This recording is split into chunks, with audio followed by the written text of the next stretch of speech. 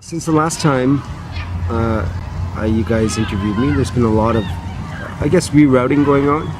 Woody Allen Ate My Kimchi. I think the last time we talked about it, I'd really trying to been understanding what my voice sounded like in that. Originally, my publisher had said, make it like Anthony Bourdain's Kitchen Confidential, because I have a lot of experiences behind, and zany ones, behind the scenes at top restaurants in Ontario. So, name drop as many celebrities as possible. So there I was writing stories about meeting Kate Hudson for the first time as she was leading me in her Jeep to the Lake Joseph Club, and Steven Spielberg and all of that stuff. And I thought, what, that's not my voice. It was due out last February, but I told my publisher that that's not the book I want out there under my name.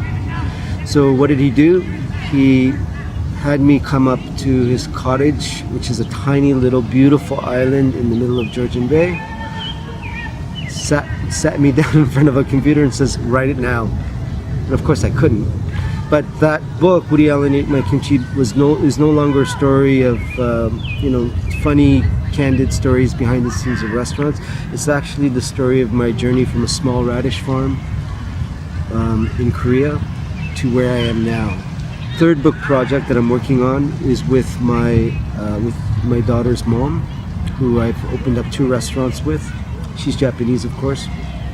And what we're doing is that's the only cookbook style of book I'm doing, and what we're doing is exploring the fusion or the marriage of cuisines between Japanese and Korean from 1910 to the diaspora now. So what happens is 1910 is when Japan annexed Korea. It was very brutal.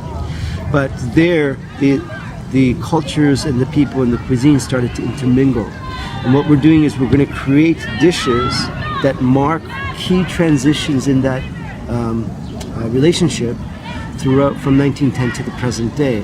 And what it does is it really captures the history of our peoples going back to both our grandparents on both sides to our child here, who's half Japanese, half Korean.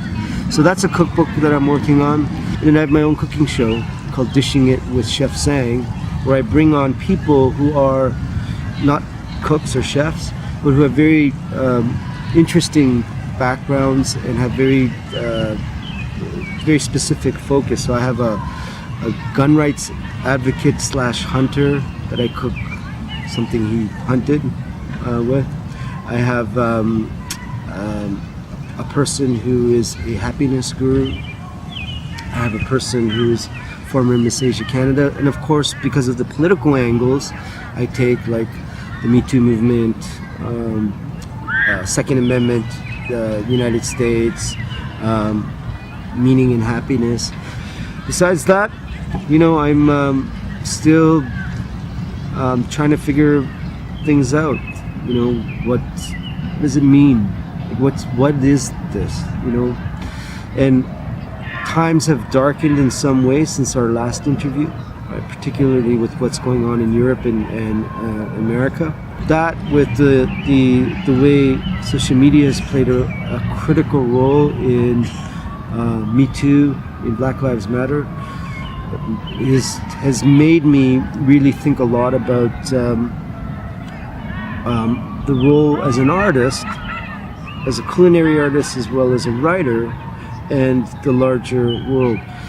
Any artist today, I don't care if it's in the culinary world or it's in writing, who believes somehow that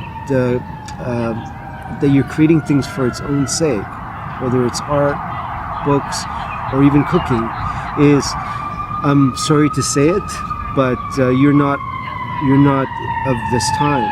If you're not creating food that is responsive to climate change, if you're not creating food that is begging the question of personal meaning and a larger historical picture, if you're not writing as a committed artist to challenge the dark forces of our time, then I'm not eating you and I'm not reading you. And it's evolved for me into a very personal kind of mantra. That I very specifically avoid restaurants, chefs, authors, art that pull lint out of their navels.